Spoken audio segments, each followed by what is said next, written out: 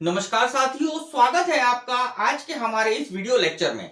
मित्रों, आज के इस वीडियो लेक्चर में हम जो है क्रिमिनल प्रोसीजर कोड 1973 का जो चैप्टर 18 है, अध्याय 18 है, जो व्यवस्था करता है सेशन न्यायालय के समक्ष विचारण, trial before a court of session, इसके संबंध में आज हम देखेंगे। तो मित्रों, शुरू करते हैं आज का यह इंटरेस्टिंग एंड नॉलेजेबल वीडियो।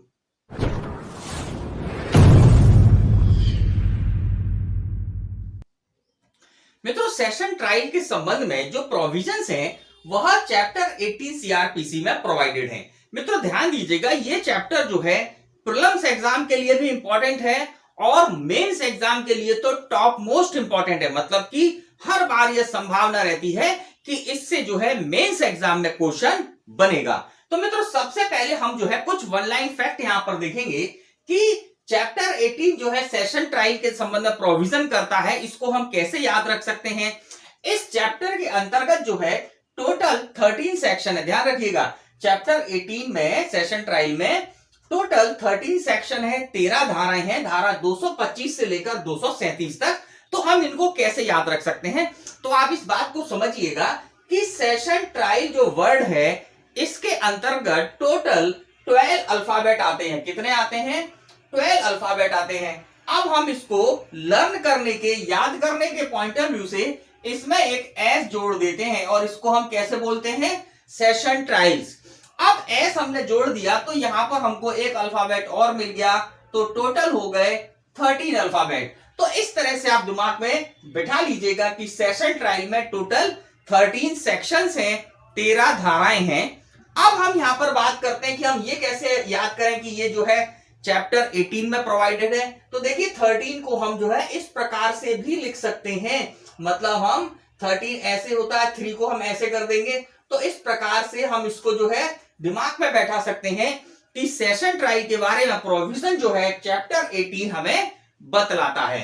अब ये तो बात हुई याद करने की वन लाइन फैक्ट के रूप में। अब हम आते हैं कि सेशन न्यायालय के समक्ष जो है मामला किस प्रकार से जाता है, कौन कौन से तरीके हैं जिससे जो है सेशन न्यायालय मामले का संज्ञान लेता है और उसके बाद जो है सेशन ट्रायल चलाता है। तो यहां पर जो है 4 प्रकार की व्यवस्थाएं, समझिएगा बात को, कितनी व्यवस्थाएं हैं? 4 प्रकार की व्यवस्थाएं। हम आपको पहले बता चुके हैं कि सेशन ट्रायल जो है, सेशन न्यायालय जो है अपने समक्ष किसी मामले का विचारण सीधे नहीं कर सकता। वो जो है डायरेक्ट किसी मामले का संज्ञान नहीं ले सकता। उसके पास जो मामले आते हैं वह जो है सुपुर्दगी पर आते हैं, कमिटल पर आते हैं। तो यहां पर जो है 4 प्रकार की व्यवस्थाएं हैं जिनके अंतर्गत जो है सेशन न्यायालय के समक्ष मामला संज्ञान के लिए आता है। सबसे पहले जो हमें देखें, सेक्शन 209 सीआरपीसी की धारा 209 के अंतर्गत बताया गया है, जब अपराध अन्यथा सेशन न्यायालय द्वारा विचारणी है तब मामला उसे सुपुर्द करना। मतलब पुलिस अधिकारी के द्वारा जो है जब चार्जशीट मजिस्ट्रेट के सामने पेश की जाती है और मजिस्ट्रेट साहब जो है अपने प्राइमरी इंक्वायरी करने के बाद इस निष्कर्ष पर पहुंचते हैं कि मामला सत्र न्यायालय द्वारा विचारणी है, तो ऐसी स्थिति में मजिस्ट्रेट जो है धारा 209 के अंतर्गत मामले को सुपुर्द कर देता है सेशन न्यायालय के विचारण के लिए, सेशन न्यायालय को। अब इसके बाद जो है अगली धारा है धारा 323। देखिए सीआरपीसी की धारा 323 ये व्यवस्था करती है, प्रक्रिया जब जांच या विचारण के पश्चात मजिस्ट्रेट को पता चलता है कि मामला सुपुर्द किया जाना चाहिए। मतलब कि अगर मजिस्ट्रेट की कोर्ट ने अपनी जांच और विचारण प्रारंभ कर दिया है और जांच विचारण प्रारंभ करने के बाद मजिस्ट्रेट को यह ज्ञात होता है कि ये जो मामला है यह तो सेशन न्यायालय द्वारा विचारणी है, तो धारा 323 के अंतर्गत जो है वह इस मामले को सेशन न्यायालय को सुपुर्द कर सकता है और सेशन न्यायालय जो है चैप्टर 18 के अंतर्गत जो है इसमें कार्यवाही कर सकता है। अब इसके बाद जो है अगली धारा है धारा 237 सेक्शन 237। यह बताती है मानहानि के संबंध में। देखिए सीआरपीसी की सेक्शन 199 का सब क्लॉज 2 हमने देखा था, जिसमें हमने मानहानि के संबंध में प्रोविजन देखे थे, जहां पर कि कुछ बड़े पदों पर बैठे, कुछ गरिमा में पदों पर बैठे हुए लोगों की अगर किसी व्यक्ति ने मानहानि की है तो ऐसी स्थिति में जो है वहां पर हमने देखा था कि सेशन ट्रायल जो है, सेशन न्यायालय जो है उस मामले का विचारण करेगा, यह हमने देखा था। अब यहां पर जो है आप इस बात को अच्छे से समझ लीजिए, वेरी इंपॉर्टेंट बात है कि सेक्शन 237 के अंतर्गत या धारा 199(2) के अंतर्गत जो मामले सत्र न्यायालय के पास जो है संज्ञान के लिए आते हैं, वहां पर न्यायालय को, सेशन न्यायालय को सेशन न्यायालय को जो है डायरेक्ट मामले का संज्ञान लेने की शक्ति। ध्यान रखिएगा, बाकी मामलों में क्या था, कमिटल पर आते थे, उसको जो है उपार्पित किए जाते थे। उसकी ओरिजिनल जुरिडिक्शन कैसी थी कि उपार्पण पर जो मामले आए उनका सत्र न्यायालय विचारण करे। लेकिन सेक्शन 237 के अंतर्गत जो प्रोविजन ये है कि यहां पर सेशन न्यायालय को अपनी ओरिजिनल जुरिडिक्शन के अंतर्गत यह पावर है कि वह डायरेक्ट किसी ऐसे मामले को जो कि सीआरपीसी की सेक्शन 199 के सब क्लॉज 2 के अंतर्गत आते हैं, उनका विचारण जो है डायरेक्ट कर सकता है। अब इसके बारे में हम आपको भी बताते हैं, लेकिन आखिरी बात देख लें। अगला है, अन्य किसी विधि के अंतर्गत या विधि के अनुसार कोई प्रावधान है, उसके अंतर्गत अगर सेशन न्यायालय में या सेशन ट्रायल चलाना है तो वहां पर जो है सेशन न्यायालय अपना विचारण करेगा। तो ये 4 प्रकार हैं जिस प्रकार से जो है सत्र न्यायालय, सेशन न्यायालय के समक्ष मामले संज्ञान के लिए आते हैं, जिसमें जो है सेशन ट्रायल चलाई जाती है। अब यहां पर जो है जब हम चैप्टर 18 को देखते हैं तो चैप्टर 18 की जो 2 धाराएं हैं, एक तो सबसे पहली वाली धारा 225 और सबसे लास्ट वाली धारा 237। ये दोनों धाराएं जो है यह सेशन ट्रायल का पार्ट नहीं है। ध्यान रखिएगा, सेशन ट्रायल जो है धारा 225 के बाद धारा 226 से स्टार्ट होगी और कहां पर खत्म हो जाएगी, इस सेक्शन के एक सेक्शन पहले सेक्शन 236 पर कंप्लीट हो जाएगी। तो इन दोनों धाराओं में कुछ डायरेक्शंस दिए गए हैं, कुछ विशेष बातें बताई गई हैं, जिसको हम यहां पर देख रहे हैं। सबसे पहले धारा 225 ये कहती है, धारा 225 जो है यह कहती है विचारण का संचालन लोक अभियोजक द्वारा किया जाना। मित्रों, इस सेक्शन के प्रोविजन जो है यह आदेशात्मक है तथा सत्र न्यायालय में, सेशन न्यायालय में जब भी कोई विचारण चलाया जाएगा तो ऐसी स्थिति में यह विचारण जो है लोक अभियोजक द्वारा ही चलाया जा सकता है। प्रीलिम्स एग्जाम के लिए बहुत इंपॉर्टेंट बात है, प्री एग्जाम में कई बार क्वेश्चन आया है कि सेशन न्यायालय के समक्ष जो है विचारण किसके द्वारा चलाया जाता है, तो आप ध्यान रखिएगा लोक अभियोजक के द्वारा चलाया जाता है, जिसके बारे में प्रोविजन हमने सीआरपीसी के सेक्शन 24 में देखा था, जहां पर लोक अभियोजक के बारे में व्यवस्था दी गई है। हम वो देख चुके हैं, आपने अगर नहीं देखा हो तो फिर से वीडियो को देख लीजिएगा। अब हम बात करते हैं हमारी इस चैप्टर की लास्ट सेक्शन, जो कि बोलती है सेक्शन 237। ये कहती है धारा 199(2) के अधीन संस्थित मामलों में प्रक्रिया। देखिए मित्रों, चैप्टर 14 हमने देखा था, उसकी जो सबसे लास्ट सेक्शन थी वह व्यवस्था करती थी कि धारा 199(2) जो कि मानहानि के संबंध में बात करती है, इसके अंतर्गत जब मामले लाए जाएंगे तो वह डायरेक्ट सेशन न्यायालय के समक्ष जो है ओरिजिनल जुरिडिक्शन के तहत बगैर किसी कमिटल के, ध्यान रखिएगा, बगैर किसी कमिटल के न्यायालय में लाए जा सकते हैं। अब इस सेक्शन के में जो है, इस चैप्टर में जो है यह एक स्पेशल बात कही गई है जो कि एग्जाम में पूछी जाती है। अब सेक्शन 199 के सब क्लॉज 2 में किन लोगों की मानहानि के बारे में प्रोविजन दिया है हम देख चुके हैं चैप्टर 14 में, जिसमें जो है राष्ट्रपति महोदय हैं, उपराष्ट्रपति महोदय हैं, लोकसभा के अध्यक्ष वगैरह हैं, राज्यपाल हैं, मंत्री हैं और भी कोई लोक सेवक है, उनके संबंध में अगर किसी व्यक्ति ने जो है मानहानि की है तो ऐसी स्थिति में जो है उस व्यक्ति के ऊपर कार्रवाई की जा सकती है, जो कि लोक अभियोजक द्वारा संस्थित की जाती है न्यायालय में। अब इस सेक्शन में जो है कुछ इंपॉर्टेंट बातें जो कि परीक्षा की दृष्टि से इंपॉर्टेंट है, क्या क्या है। सबसे पहले कहता है कि विचारण पुलिस रिपोर्ट से भिन्न आधार पर संस्थित किए गए वारंट मामलों के विचारण की प्रक्रिया के अनुसार किया जाएगा। अब बहुत इंपॉर्टेंट बात, देखिए सिंपल सी बात है, हम सामान्य व्यक्ति क्या ध्यान रखता है कि अगर कोई मामला सेशन न्यायालय में आया है तो विचारण कैसे चलेगा, सेशन ट्रायल से चलेगा। लेकिन इस सेक्शन में यह एक स्पेशल प्रोविजन किया गया है कि मामला तो सेशन न्यायालय सुनेगा, लेकिन विचारण जो चलेगा वह चलेगा पुलिस रिपोर्ट से भिन्न आधार पर संस्थित किए गए वारंट मामलों में जो विचारण चलता है, जो ट्रायल चलती है, उसके अनुसार मामला चलेगा। मतलब यहां पर जो है एक विशेष बात है। अगली चीज हम देखें कि विचारण बंद कमरे में किया जाएगा। अब ध्यान रखिएगा कि न्यायालय जो है विचारण बंद कमरे में कर सकती है। अगर उन दोनों पक्षकारों में से किसी ने आवेदन किया हो न्यायालय को, और दूसरा न्यायालय के विवेक के आधार पर न्यायालय को ऐसा लगता हो कि मामले जो है बहुत ही सेंसिटिव है, तो न्यायालय जो है उस मामले को बंद कमरे में भी चला सकती है। अब इसके बाद जो अगली बात है, अभियुक्त की दोष मुक्ति या उन्मोचन पर प्रतिक्रिया। देखिए, किसी व्यक्ति ने किसी व्यक्ति पर जो है अभियोग लगाया कि इस व्यक्ति ने जो है फलाना व्यक्ति की मानहानि की है। अब अगर वो अभियोग झूठा पाया जाता है और उस अभियोगी को कह सकते हैं अभियुक्त को अगर दोष मुक्त कर दिया जाता है, ध्यान रखिए कब, जब दोष मुक्त कर दिया जाता है या फिर उन्मोचन हो जाता है, उसको डिस्चार्ज कर दिया जाता है, तो ऐसी स्थिति में ऐसे व्यक्ति को जिसके ऊपर आरोप लगाए गए थे उसको जो है प्रतिकर की व्यवस्था की गई है, कंपनसेशन की व्यवस्था की गई है, जिसके अंतर्गत 1000 रुपए तक का प्रतिकर जो है ऐसे व्यक्ति को जिसको अभियुक्त बनाया गया था उसको इस सेक्शन में दिलाया जा सकता है। अब इस प्रतिकर के आदेश की, ध्यान रखिए, इस कंपनसेशन के आदेश की अपील जो है कहां होगी, तो सिंपल सी बात है हाई कोर्ट में होगी।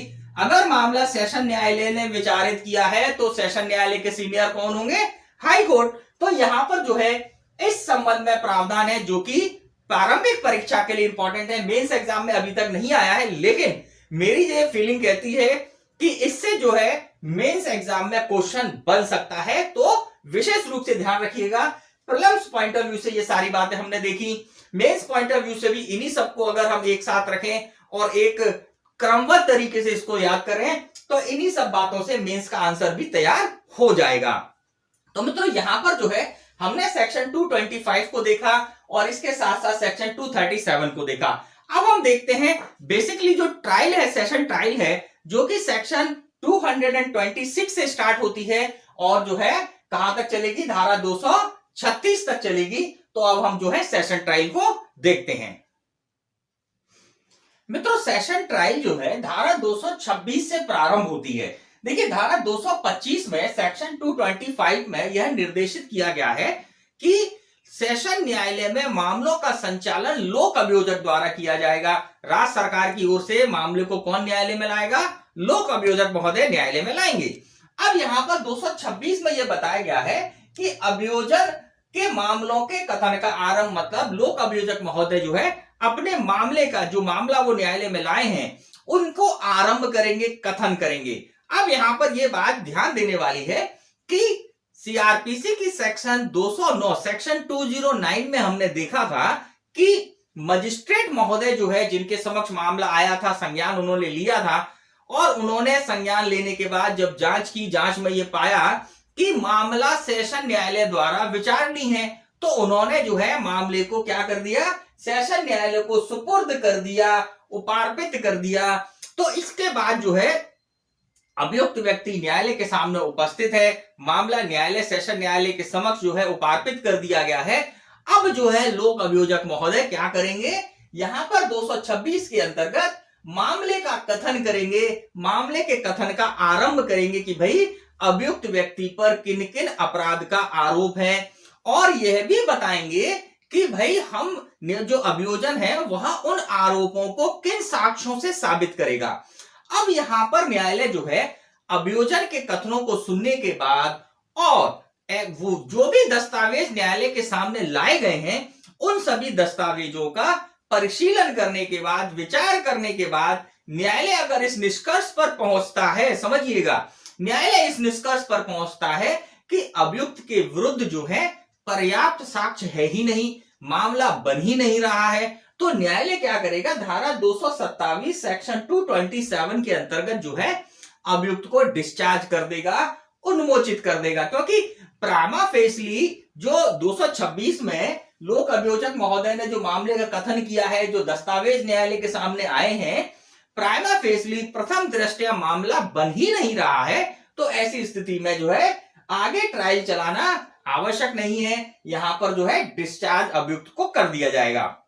लेकिन डिस्चार्ज करने के समय जो है कुछ फॉर्मेलिटीज, कुछ कार्रवाइयां करनी होती हैं। सबसे पहले अभिलेख और दस्तावेज पर न्यायालय विचार करेगा, विचार करने के बाद जो है अभियुक्त और अभियोजन के जो भी निवेदन उन्होंने किए हैं न्यायालय को, उन पर विचार करेगा, और उसके बाद इन दोनों पर विचार करने के बाद न्यायालय यह पाता है कि मामले के पर्याप्त आधार नहीं है, जो है पर्याप्त एविडेंस या पर्याप्त जो सामग्री है वह मामले में उपस्थित नहीं है, तो ऐसी स्थिति में अभियुक्त को उन्मोचित कर दिया जाएगा और कारण लेखबद्ध किए जाएंगे कि किस कारण से अभियुक्त को उन्मोचित किया जा रहा है। अब यहां पर अगली कार्रवाई यह है कि भाई अगर अभियुक्त को उन्मोचित नहीं किया जाता, धारा 226 के अंतर्गत जो भी कथन लोक अभियोजक ने किए हैं, जो भी दस्तावेज न्यायालय के सामने आए हैं, जो भी अभिलेख न्यायालय के सामने आए हैं, उनसे मामला जो है बन रहा है, प्रामा फेसली प्रथम दृष्टया मामला बन रहा है, तो ऐसी स्थिति में न्यायालय जो है धारा 228 के अंतर्गत जो है आरोपों को विरचित करेगा, चार्जेस को फ्रेम करेगा। अब यहां पर जो है दो बातें हैं कि धारा 226 के अंतर्गत अभियोजन के कथनों को सुनने के बाद अगर न्यायालय यह समझता है कि यह मामला जो है इसमें आरोप तो लगे बनेंगे, क्योंकि मामले में लोक अभियोजक ने जो कथन किए हैं, जो दस्तावेज पेश किए हैं, वह अभियुक्त के विरुद्ध जो है इतना पर्याप्त साक्ष्य है कि प्रामा फेसली मामला बन रहा है।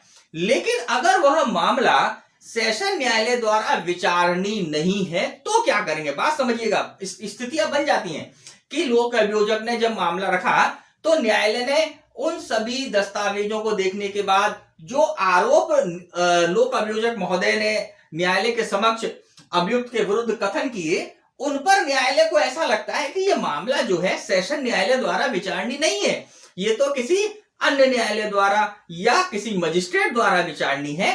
तो यहां पर न्यायालय क्या करेगा, आरोप विरचित कर सकता है, समझिएगा बात को, आरोप विरचित कर सकता है और आरोप विरचित करने के बाद जो है उस मामले को या तो सीजेएम के पास ट्रांसफर कर देगा या फिर अन्य कोई जेएमएफसी है जो कि उस मामले में अधिकारता रखता है, उसको जो है मामला ट्रांसफर कर देगा।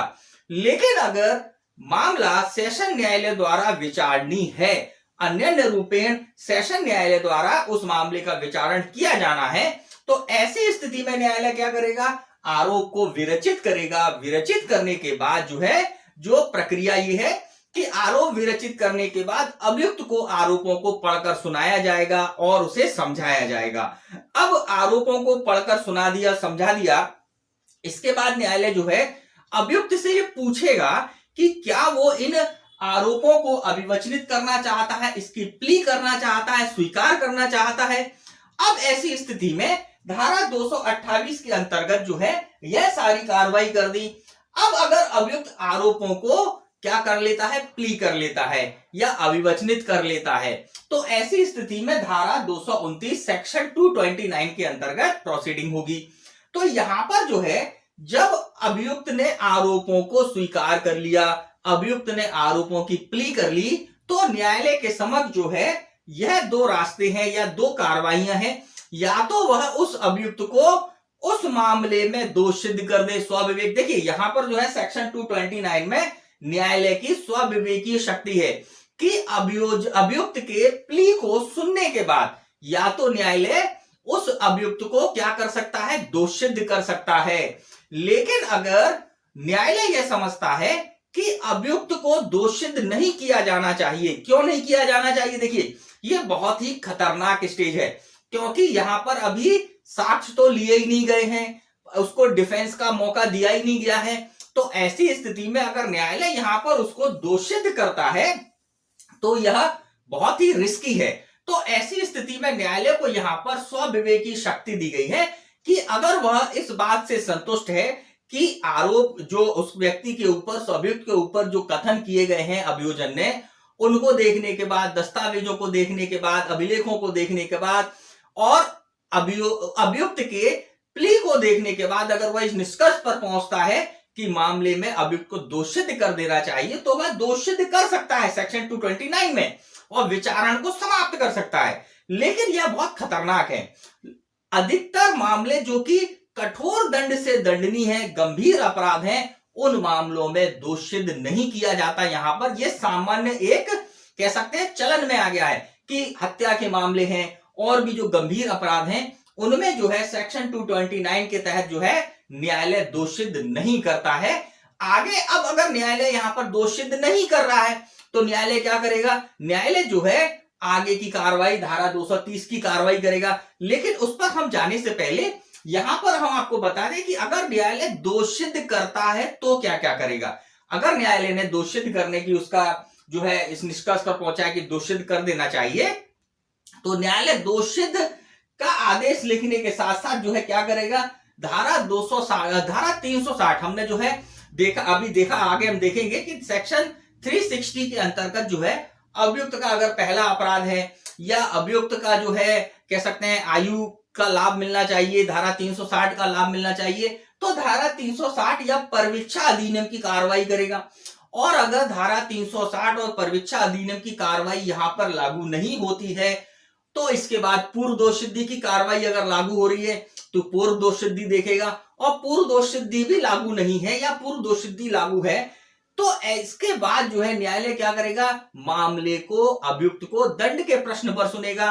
दंड के प्रश्न पर सुनने के बाद न्यायालय जो है अभियुक्त को दोष सिद्ध कर दंडादेश दे देगा और विचारण यहां समाप्त हो जाएगा। लेकिन मैंने आपको बताया कि सामान्यतः ऐसा गंभीर अपराधों में नहीं किया जाता। न्यायालय को ऐसा लगता है कि अभियुक्त प्ली तो कर रहा है, उसको रिकॉर्ड भी कर लेगा, लेकिन वह जो है आगे जो है क्या अभियोजन के साक्ष्य के लिए तारीख दे सकता है कि भाई हमें जो है यहां पर इसमें और जो है ट्रायल चला लेनी चाहिए, इसमें जो है अभियोजन के साक्ष्यों को जो है सुन लेना चाहिए, तब हम निर्धारित करेंगे कि इसमें क्या करना है, दोष सिद्ध करना है, दोष मुक्त करना है। तो धारा 230 के अंतर्गत अभियोजन साक्ष्य के लिए तारीख नियत किया जाएंगी। अब यहां पर आप ध्यान रखिएगा कि अभियोजन महोदय जो है अपने साक्षियों को बुलाना चाहते हैं तो यहां पर न्यायालय को जो है वो आवेदन दे सकते हैं कि फलाना फलाना साक्षियों को जो है समन भेजकर या वारंट जो भी प्रोसीडिंग है उसको भेजकर न्यायालय में बुलवा लिया जाए। तो धारा 230 के अंतर्गत क्या कार्रवाई है कि अभियोजन साक्ष्य के लिए तारीख का नियत किया जाना कि किस तारीख को अभियोजन महोदय जो है अपने साक्ष्यों को पेश करेंगे। अब इसके बाद हम चलते हैं हमारी अगली प्रोसीडिंग पर, धारा 231। देखिए यहां पर हमारा जो बोर्ड है वो फिल हो गया है, तो हम दूसरी स्लाइड पर चलते हैं। मित्रों धारा 230 के अंतर्गत अभियोजन साक्ष्य के लिए तारीख नियत की गई। तारीख नियत करने के साथ साथ जो है आदेशिकाएं जारी की गई। किस लिए आदेशिकाएं? किसी साक्षी को न्यायालय में साक्ष्य देने के लिए उपस्थित करना है, या फिर जो है किसी दस्तावेज को न्यायालय में हाजिर होने के लिए आदेशिका जारी करना है, या फिर किसी चीज को न्यायालय में उपस्थित करने के लिए आदेशिका जारी करना है। यह सब आदेशिकाएं जारी करने के बाद धारा 231 के अंतर्गत अभियोजन के साक्ष्य लिए जाएंगे। तो यहां पर जो है अभियोजन महोदय जो है अपने मामले के जो उन्होंने मामला न्यायालय में प्रस्तुत किया है उसके समर्थन में साक्ष्यों को पेश करेंगे, साक्षियों को पेश करेंगे। ऐसे साक्षियों की जो है प्रति परीक्षा भी की जाएगी, पुनः परीक्षा भी होगी, और अगर न्यायालय यह स्वविवेक अनुसार समझता है कि किसी साक्षी का प्रति परीक्षण जो है कुछ समय के लिए स्थगित किया जाए, अन्य साक्षियों के साक्ष्य लिए जाए, तो यहां पर यह सारी की सारी कार्रवाई जो है धारा 231 के अंतर्गत की जाती है। अब जब अभियोजन ने अपने साक्ष्य पूरे कर लिए हैं, अभियोजन के साक्ष्य जो है न्यायालय में आ गए हैं, अभियोजन के साक्ष्यों को सुनने के बाद अभियोजन ने जो दस्तावेज पेश किए हैं, जो चीजें पेश की गई हैं, उन सबको देखने के बाद अगर न्यायालय इस निष्कर्ष पर पहुंचता है कि अभियुक्त के विरुद्ध पर्याप्त साक्ष्य नहीं है, अभियुक्त की दोष सिद्धि के लिए जो है पर्याप्त साक्ष्य नहीं है, तो ऐसी स्थिति में धारा 232 की कार्रवाई होगी, सेक्शन 232 की कार्रवाई होगी, जिसके अंतर्गत जो है न्यायालय अभियोजन साक्ष्य को लेने के पश्चात अभियुक्त की परीक्षा जो भी परीक्षा की गई है उसको सुनने के पश्चात और प्रतिरक्षा सुनने के पश्चात, मतलब ये तीनों कार्रवाई होने के पश्चात जो है न्यायालय इस निष्कर्ष पर पहुंचता है कि अभियुक्त के विरुद्ध अभियोजन ने पर्याप्त साक्ष्य प्रस्तुत नहीं किए हैं, अभियोजन के साक्ष्य इतने पर्याप्त नहीं है कि अभियुक्त को जो है दोषित किया जा सके, तो यहां पर न्यायालय जो है अभियुक्त की दोष मुक्ति का आदेश दे सकती है, अभियुक्त को दोष मुक्त कर सकती है। तो यहां पर जो है देखा जाए तो विचारण समाप्त हो जाएगा, न्यायालय जो है अपना आदेश लिखेगा जिसमें अभियुक्त को दोष मुक्त किया जाएगा। इसी के साथ साथ अगर अभियुक्त जेल में है तो उसकी रिहाई का आदेश भी होगा इसमें, और अगर अभियुक्त बेल बॉन्ड पर है तो उसकी जो है बेल बॉन्ड निरस्त कर दिए जाएंगे। तो यहां पर 232 की कार्रवाई हो गई। लेकिन अगर स्थिति जस्ट इसके विपरीत है, अभियोजन ने जो साक्ष्य न्यायालय में प्रस्तुत किए हैं वह साक्ष्य इतने प्रबल हैं, इतने पर्याप्त हैं कि अभियुक्त को जो है अभियुक्त जो है दंडित किया जाना चाहिए या अभियुक्त को दोषित किया जाना चाहिए। तो ऐसी स्थिति में अब अभियुक्त को अपनी प्रतिरक्षा आरंभ करना होगा। मतलब कि अभियोजन ने जो अपने साक्ष्य पेश किए, तो अभियोजन ने अपने बात को जो है प्रस्तुत कर कर अपनी ओर से अपना साक्ष्यों को कंप्लीट कर लिया। अब मौका मिलेगा प्रतिरक्षा का, अभियुक्त को मौका मिलेगा कि वह अपने साक्ष्यों को अपने समर्थन में पेश करे, क्योंकि अभियुक्त ने जो अपनी प्रतिरक्षा कथन किए हैं, अब उसे उन्हें साबित करने के लिए अपने साक्ष्यों को पेश करना होगा। तो यहां पर न्यायालय जो है धारा 233 की कार्रवाई के अंतर्गत न्यायालय क्या करेगा, अगर अभियुक्त ये चाहता है कि किसी साक्षी को न्यायालय में बुलाया जाए, किसी दस्तावेज को पेश करवाया जाए, किसी चीज को पेश करवाया जाए, किसी साक्षी को बुलाया जाए, तो उसके लिए न्यायालय जो है आदेशिका जारी करेगा। आदेशिका जारी करने के बाद जो है वह व्यक्ति जो भी साक्षी के रूप में बुलाया गया उसको न्यायालय में साक्ष्य लिए जाएंगे।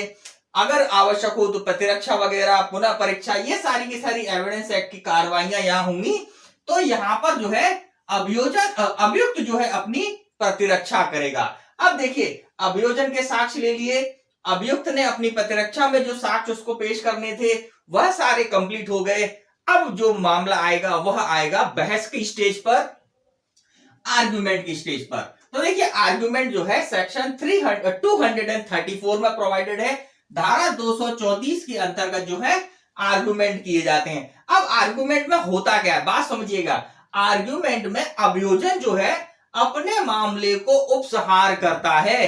अभियोजन जो है अपने मामले को बाइंड अप करता है, कंप्लीट करता है, और इसी के साथ साथ जो अभियुक्त है वह अपने पक्ष में उत्तर देने के लिए हकदार होता है। जो भी अभियोजन ने उपसंहार में अपनी बातें कही हैं, वहां पर अभियुक्त क्या करेगा, उनका उत्तर देगा अपने हक में। तो यहां पर बहस होती है। देखिए, बहस जो है लिखित बहस भी न्यायालय में होती है, मौखिक बहस भी होती है, लेकिन मौखिक बहस को जो है सर्वोत्तम अच्छा बहस मानी जाती है। तो यहां पर जो है धारा 234 के अंतर्गत बहस कंप्लीट हो गई, आर्गुमेंट कंप्लीट हो गए। अब न्यायालय को जो है अपना निर्णय सुनाना है। तो धारा 235 के अंतर्गत सेक्शन 235 के अंतर्गत जो है दोष मुक्ति या दोष सिद्धि का निर्णय न्यायालय देता है। अब बात को समझिएगा, यहां पर जो है अगर न्यायालय अभियुक्त को दोष मुक्त कर रहा है, मतलब कि ये सारी प्रोसीडिंग करने के बाद न्यायालय का निष्कर्ष ये रहा कि अभियुक्त को दोष मुक्त कर दिया जाए, मतलब कि आदेश क्या होगा, अभियोजन अपना मामला साबित करने में असफल रहा है, तो ऐसी कंडीशन में अभियुक्त की दोष मुक्ति की जाएगी। और अभियुक्त की दोष मुक्ति होने के बाद जो है रिहाई का आदेश, अगर वो जेल में है अभियुक्त तो उसकी रिहाई का आदेश दिया जाएगा। अगर बेल बॉन्ड पर है तो बेल बॉन्ड निरस्त कर दिए जाएंगे। लेकिन अगर इसके विपरीत स्थिति बनती है, अभियुक्त को जो है दोष सिद्ध करना है, कन्विक्टेड करना है, तो ऐसी स्थिति में क्या क्या कार्रवाई होगी, न्यायालय जो है अभियुक्त को दोष सिद्धि का आदेश जो है रिकॉर्ड करेगा। न्यायालय जो है आदेश क्या लिखेगा, न्यायालय लिखेगा अभियोजन अपना मामला साबित करने में सफल रहा है तथा अभियुक्त को फलाना फलाना जो भी उस पर चार्जेस थे उसमें जो है दोष सिद्ध किया जाता है।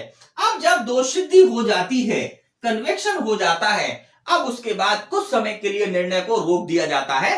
वैसे ट्रायल में यहां पर मेंशन नहीं है, प्रैक्टिकली होता क्या है, निर्णय को रोक दिया जाता है। इसके बाद जब पुनः कार्रवाई होती है तो क्या होगा, अब जो है न्यायालय यदि लागू हो तो धारा 360 सीआरपीसी के अंतर्गत जो धारा 360 है उसका अनुपालन किया जाएगा, या फिर पर्यवेक्षा अधिनियम जो है हमारा उसका अनुपालन किया जाएगा अगर ये एप्लीकेबल है। तो अगर एप्लीकेबल नहीं है तो ये लागू नहीं होंगे, लेकिन अगर एप्लीकेबल है तो सीआरपीसी की धारा 360 की कार्रवाई होगी, या पर्यवेक्षा अधिनियम के अंतर्गत मामला आ रहा है तो पर्यवेक्षा अधिनियम का कार्रवाई यहां पे होगी। अब ये सारी कार्रवाई होने के बाद ध्यान रखिएगा, ये सारी कार्रवाइयां होने के बाद जो है अब अभियुक्त की पूर्व दोष सिद्धि का जो है स्टेज आएगा। बात समझिएगा कि ये जो दो कार्रवाई हैं, एक तो धारा 360 लागू करना है सीआरपीसी का या पर्यवेक्षा अधिनियम, या फिर पूर्व दोष सिद्धि, ये ऑप्शनल है, हर मामले में नहीं होती है, हर मामले में यह स्थितियां नहीं बनती है। लेकिन अगर पूर्व दोष सिद्धि की स्थिति बन रही है तो अब न्यायालय क्या करेगा, न्यायालय जो है पूर्व दोष सिद्धि का आरोप लगाएगा और जो है उस पर कार्रवाई करेगा। यहां पर जो है अभियोजन और अभियुक्त अपने अपने साक्षियों को साक्ष्य पेश कर सकते हैं और इसमें अगर पूर्व दोष सिद्धि साबित हो जाती है या नहीं, जो भी स्थिति है, इस पर कार्रवाई होगी धारा 236 के अंतर्गत। देखिए, इस पूरे ट्रायल में हमने दो जगह पर पूर्व दोष सिद्धि देखनी है। कहां पर देखनी है? एक तो हमने यहां पर देखा कि भाई फाइनल जब 235 का आदेश किया जा रहा है तो 235 के आदेश के बाद जब दोष सिद्धि हो जाती है, किसी व्यक्ति को कन्विक्ट कर दिया जाता है, तब पूर्व दोष सिद्धि। देखिए, अगर कन्विक्शन नहीं है तो पूर्व दोष सिद्धि तो देखनी ही नहीं है, पूर्व दोष सिद्धि का प्रश्न ही पैदा नहीं होता। अगर कन्विक्शन हो गया है तो फिर वहां पर पूर्व दोष सिद्धि देखी जाएगी, अगर एप्लीकेबल है तो। इसके पहले भी हम एक स्टेज पर देख चुके हैं जहां पर कि अभियुक्त को उसके अभिभावक पर प्ली पर दोष सिद्ध किया गया था, तो वहां पर भी पूर्व दोष सिद्धि एप्लीकेबल होगी। अगर कोई पूर्व दोष सिद्धि है तो निर्णय जब दिया जाएगा तो पूर्व दोष सिद्धि पर भी विचार किया जाएगा, फिर दंडादेश दिया जाएगा। अब पूर्व दोष सिद्धि की कार्यवाही कंप्लीट होने के बाद न्यायालय का अगला स्टेप क्या होगा? अब ध्यान दीजिए, फिर से समझिए, मैं आपको बार बार बता रहा हूं, ये दोनों प्रोसीडिंग ऑप्शनल हैं, ये हर मामले में एप्लीकेबल नहीं होती है। धारा 360 की कार्रवाई हर मामले में एप्लीकेबल नहीं होगी। परिवीक्षा अधिनियम के अंतर्गत अगर मामला आएगा तो ही एप्लीकेबल है, अन्यथा एप्लीकेबल नहीं होगी। पूर्व दोष सिद्धि अगर है, पूर्व दोष सिद्धि का आक्षेप लगा या पूर्व दोष सिद्धि का प्रश्न उठा है तो उसकी कार्रवाई होगी, अन्यथा नहीं होगी। अब इसके बाद न्यायालय जो है दंड के प्रश्न पर सुनेगा, मतलब कि दोष सिद्धि हो गई है, दोष सिद्धि होने के बाद जो है क्वेश्चन ऑफ सेंटेंस पर मामले को सुनेगा, दंड के प्रश्न पर सुनेगा। तो यहां पर अभियुक्त अभियोजन जो है यह कहेगा कि साहब ये जो मामला है बड़ा ही गंभीर मामला है, इसमें अभियुक्त को कठोर से कठोर दंड दिया जाना चाहिए। वहीं अभियुक्त अपने बचाव में क्या करेगा कि भाई उसका पहला अपराध है या जो भी स्थितियां है उसे कम से कम दंड दिया जाना चाहिए। तो न्यायालय जो है दंड के प्रश्न पर सुनेगा और उसके बाद अंतिम रूप में दंडादेश देगा और उसमें जो है अपराधी को जो भी दंड वो देना चाहता है, न्यायालय जो भी अपने विवेक के अनुसार उसमें निर्धारित करता है, वह दंडादेश लिखेगा। और दंडादेश के अंतर्गत अगर अभियुक्त को जेल भेजना है, उसको कारावास का दंड दिया है, तो जेल वारंट उसका बनाया जाएगा और यहां पर जो है उसके जेल भेज दिया जाएगा। तो इस प्रकार जो है यहां पर हमने जो है सेशन ट्रायल को पूरी तरह देखा। इस सेशन ट्रायल में आप हर एग्जाम के लिए इतना पर्याप्त है, इससे ज्यादा आप अंदर नहीं जाइएगा, इतने में सब कुछ कंप्लीट हो जाएगा। मेंस में भी अगर क्वेश्चन आता है, आपको अगर ये सारी चीजें समझ में आ गई हैं तो पर्याप्त है। और अगर प्री में देखें तो प्री में तो सेशन ट्रायल से जो क्वेश्चन आता है वह 225 पर आता है या फिर सेक्शन 237 पे आता है। यहां पर जो है जो बातें कही गई ये सब मेंस में देखने को मिलती है, मेंस में सेशन ट्रायल पूछी जाती है। तो मित्रों इस प्रकार से यहां पर हमने यह कंप्लीट किया। मित्रों इस प्रकार आज का यह वीडियो लेक्चर हम यहीं पर समाप्त करते हैं। आपसे मुलाकात होगी हमारे नेक्स्ट वीडियो में, जिसमें हम जो है हमारा जो नेक्स्ट चैप्टर है जिसके अंतर्गत वारंट ट्रायल के बारे में व्यवस्था की गई है, चैप्टर 19, हम उस पर चर्चा करेंगे। तो मित्रों मिलते हैं आपसे हमारे नेक्स्ट वीडियो में। जय हिंद, जय भारत।